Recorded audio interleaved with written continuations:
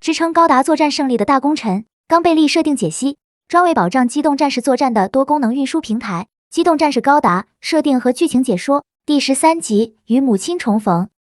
刚贝利是联邦军在1年战争时期为 V 作战计划配套开发的新型运输机。该型运输机的主要用途是在地球上去执行各种战术运输任务，由此来保障机动战士在地球上展开各种作战，从而解决白色基地受地形环境影响难以展开支援的问题。相比于常见的军用固定翼运输机，刚贝利在造型上存在着很明显的不同。其最大特点是机体上没有安装机翼结构，取而代之的是在机体上另安装有3个提供升力的旋翼，这样刚贝利就能像直升机那样进行垂直起降，从而适应各种地形环境，提高灵活性，不像固定翼飞机那样会受到需要有机场的制约。同时在机体尾翼位置还装有4组喷气式发动机，来让刚贝利拥有固定翼飞机的飞行速度进行机动，从而实现快速抵达目标区域，支持机动战士作战。由此可以说，刚贝利是集成了直升机和固定翼飞机特点的运输平台，可在一定程度上发挥出两者的飞行优势，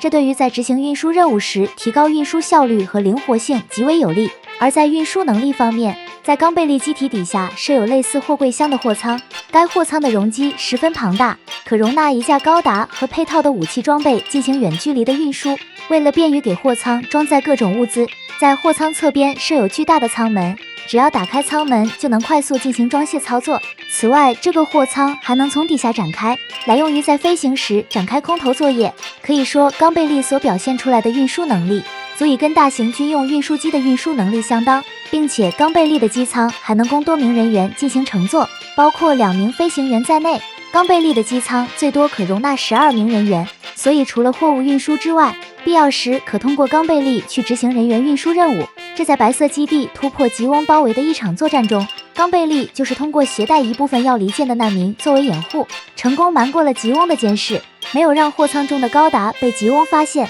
为最后突破吉翁包围的作战发挥出了关键作用。虽然刚贝利本身没有武装，无法直接参加战斗，但是如果遭遇到特殊情况，可以临时对刚贝利进行改装，增加导弹发射装置，由此具备对敌远距离的火力打击能力。但受制于刚贝利上没有安装给武器使用的火控系统，只能依靠较为简易的瞄准装置来辅助攻击，所以对敌打击的命中率会显得比较低。倒是白色基地在大西洋与吉翁的一场遭遇战中，改装后的刚贝利通过所携带的6枚大型导弹，以目视的方式成功击毁了吉翁的水陆两用型机动战士。另一方面，在白色基地得到马蒂尔达的补给支援之后，刚贝利就装上了给高达在空中组合提供辅助的配件，只要通过激光照射与核心战机进行对接同步，就可以在高空中打开货舱，按时机顺序投放高达上下半身这2个部件，就能辅助核心战机在空中完成高达的组合，这样就省去了核心战机返回白色基地的时间，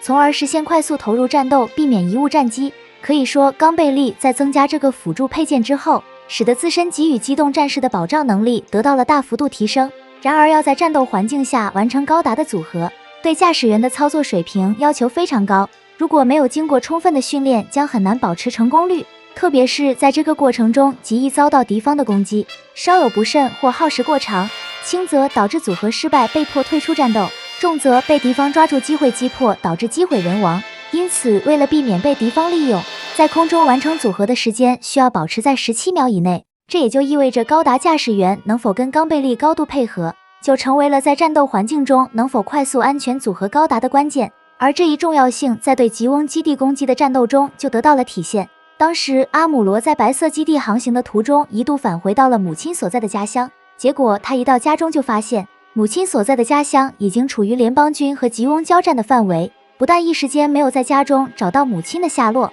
自己家的房子还被联邦军纪律散漫的士兵占据，可以说家里的情况完全变了样。正当阿姆罗为母亲的安危感到极度担忧时，还是很幸运的从母亲友人那里得知了母亲的下落，于是阿姆罗便立即驾驶核心战机前往母亲所在的地方，也就是该地区被改造成为难民营的教堂。很快阿姆罗一到地方就很顺利的遇见了自己的母亲，然而这个地方早已成为了吉翁的控制区，没多久教堂就遭到了吉翁巡逻兵的盘查，结果在这个过程中，阿姆罗收到了来自白色基地的联络而暴露了自身，于是在这个紧急情况之下，阿姆罗率先开枪，将一名吉翁士兵击伤，打破了局面。另一名吉翁士兵在阿姆罗把枪指向他的时候，瞬间就慌了神，选择向门外逃去。尽管阿姆罗也跟着冲出去朝对方连续射击，但还是让这名吉翁士兵侥幸逃脱成功。同时，这一开枪过程也给阿姆罗的母亲带来了巨大的冲击。他万万没有想到，多年不见的阿姆罗会带来这么大的变化。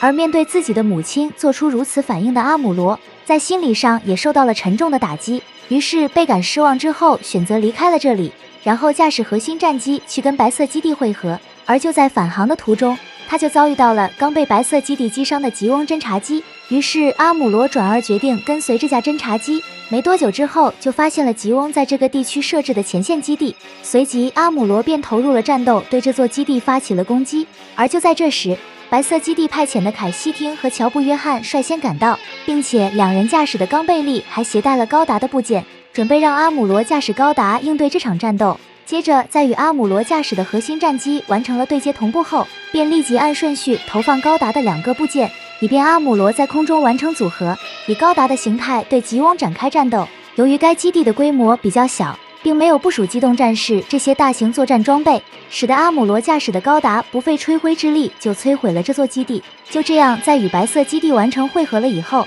情绪已经恢复冷静的阿姆罗便向自己的母亲告别，然后在母亲的目送之下回到了白色基地上，继续这场自己被卷入战争以来的征途，一直到这场战争彻底结束。